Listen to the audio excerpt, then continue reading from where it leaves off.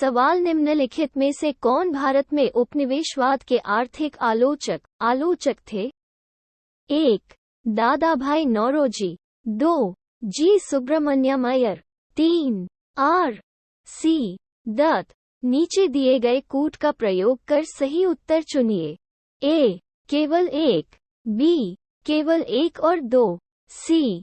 केवल 2 और 3। डी. 1, 2 और 3।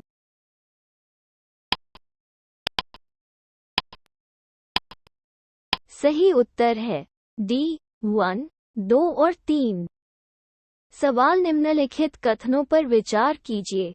दादाभाई नौरोजी द्वारा भारतीय राष्ट्रीय आंदोलन के लिए सबसे प्रभावी योगदान ये था कि उन्होंने 1. अंग्रेजों द्वारा भारत के आर्थिक शोषण को उजागर किया। 2. प्राचीन भारतीय ग्रंथों की व्याख्या की और भारतीयों के आत्मविश्वास को पुनर्स्थापित किया। 3. किसी अन्य चीज से पहले सभी सामाजिक बुराइयों के उन्मूलन की आवश्यकता पर बल दिया। ऊपर दिए गए कथनों में से कौन सा से सही है? ए. केवल 1। बी. 2 और 3। सी. 1 और 3। डी. 1, 2 और 3।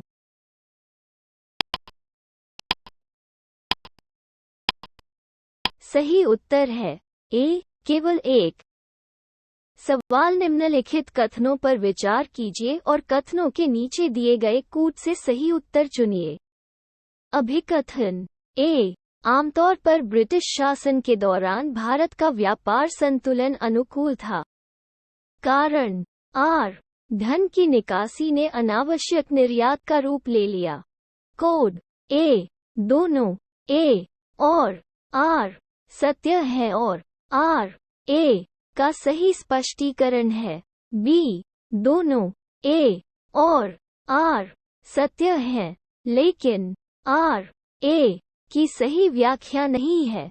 सी. ए सच है लेकिन आर झूठा है। डी. ए झूठा है लेकिन आर सच है।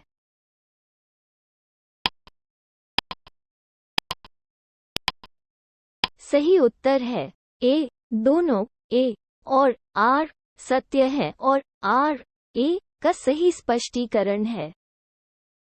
स्वायत्तवादी बंदोबस्त के संदर्भ में निम्नलिखित कथनों पर विचार कीजिए। 1. किसानों द्वारा लगान का भुगतान सीधे सरकार को किया जाता था। 2. सरकार ने रैयतों को पट्टे दिए। 3. कर लगाने से पहले भूमि का सर्वेक्षण और मूल्यांकन किया गया था। ऊपर दिए गए कथनों में से कौन सा से सही है? ए. केवल 1। बी. 1 और 2। सी. 1, 2 और 3। द. इनमें से कोई नहीं।